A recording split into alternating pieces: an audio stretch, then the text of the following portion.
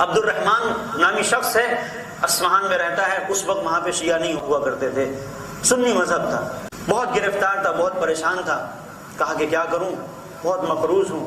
کسی نے اس سے کہا کہ جاؤ متوکل کے پاس، کیونکہ بہرحال بادشاہ ہے. ٹھیک ہے سنتا نہیں ہے، لیکن کبھی کبھی بادشاہ ہوتا ہے، کیا پتہ کیا اس کا مزاج ہو سکتا ہے تمہاری بات سن لے. جاؤ اس کے پاس. آتا ہے بادشاہ کے پاس تو دور سے آواز آتی ہے کہ ابن الرضا آ رہے ہیں، راستہ چھوڑ دو. امام ہادی علیہ السلام آ رہے تھے.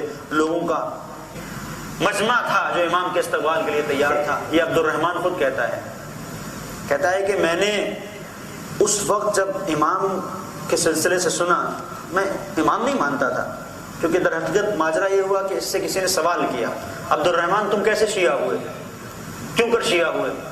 کہا میں شیعہ نہیں ہوتا، لیکن امام کی ایک کرامت نے مجھے شیعہ کر دیا. اور وہ یہ ماجرا تھا کہ میرا قرض بہت تھا اور میں اپنے قرض اتارنے کے لیے بادشاہ کے دربار تک گیا اور وہاں پر امام کی سواری تھی. جب میں نے امام کے چہرے اقدس کو دیکھا اور پاکیزگی کو دیکھا اور قداست کو دیکھا تو میرے دل سے آواز نکلی کہ یہ اس پاکیزہ شخص کے ساتھ نہ جانے یہ خلیفہ کیا کرے. پروردگار اس شخص کو اس بادشاہ کے شر سے محفوظ رکھے. عبد الرحمن یہ کہتا ہے.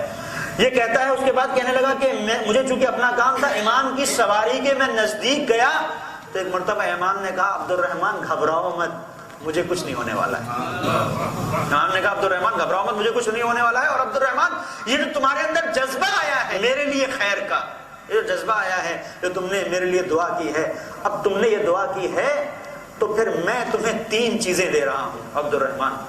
پہلی بات تو یہ ہے کہ تمہیں جس کام کے لیے تم آئے ہو اس میں کامیابی ملے گی اور تمہیں بھی بادشاہ کی طرف سے کوئی غضب نہیں پہنچے گی. پہلی بات. دوسری بات عبد الرحمن اب اس کے بعد سے تم مریض نہیں ہوگے. تیسری بات تمہارے پاس اولاد نہیں ہے عبد الرحمن، میں تمہیں بتاتا ہوں کہ تمہارے 10 بیٹے ہوں گے. عبد الرحمن آیا اور کہنے لگا، اب یہ جو نقل کر رہا ہے روایت کو یہ 86 سال کی عمر میں نقل کر رہا ہے. کہتا ہے خدا کی قسم وہ دن اور آج کا دن میں کبھی مریض نہیں ہوا. میرے پاس ایک بیٹا نہیں تھا، میرے 10 بیٹے ہیں. اب تم یہ بتاؤ جس کی طرف سے اتنا خیر مجھ تک پہنچا ہو کیسے اس کے مذہب کو چھوڑ دوں اور کیسے اس مذہب پہ رہوں کہ جہاں رہنے کے بعد میرے پاس کچھ بھی نہیں تھا.